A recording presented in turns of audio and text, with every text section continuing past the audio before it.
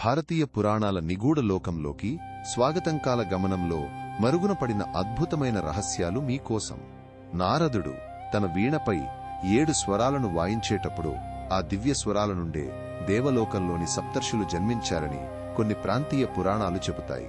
బ్రహ్మదేవుడి సృష్టి చక్రంలో ప్రతి కొత్త యుగంలోనూ ఆయన తన తలలలో ఒకదాన్ని త్యాగం చేస్తాడని, ఆ త్యాగంతోనే కాలం పురోగమిస్తుందని కొన్ని అరుదైన బ్రహ్మపురాణాలు వివరిస్తాయి.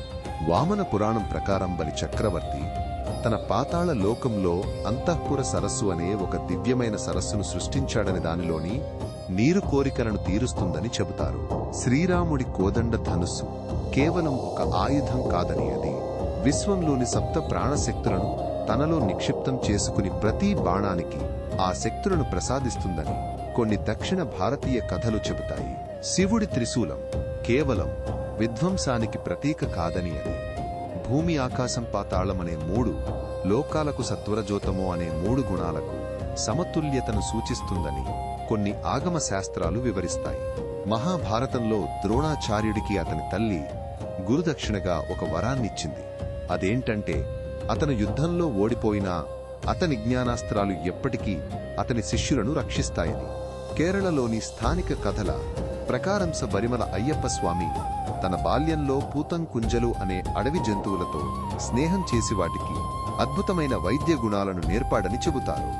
వేదాలలో ప్రస్తావించబడిన అగ్నిహోత్రం కేవలం అగ్ని పూజ మాత్రమే కాదని, అది మానవ శరీరంలో నిజ్ఞానాగ్నిని, ప్రాణాగ్నిని ఉత్తేజపరిచి ఆత్మను ప్రకాశవంతం చేసే ఒక అంతర్గత ప్రక్రియ. ఇది కాలగమనంలో మరుగున పడిన ప్రాచీన ఆలయాల శిల్పాల వలె మనకు కొత్త దర్శనాన్నిస్తుంది.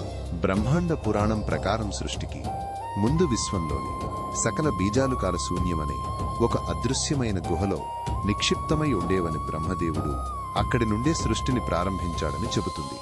లంకకు హనుమంతుడు వెళ్లినప్పుడు అశోకవనంలోని దివ్య పక్షులు సీతమ్మకు రావణుడి చెడు పనుల గురించి రహస్యంగా సమాచారం ఇచ్చాయని, అవి రాముడి దూతలు అని తక్కువ మందికి తెలుసు. ఈ అపురూప జ్ఞానాన్ని మరింత లోతుగా తెలుసుకోవడానికి మా ఛానల్కి ఇప్పుడే సబ్స్క్రైబ్ చేయండి.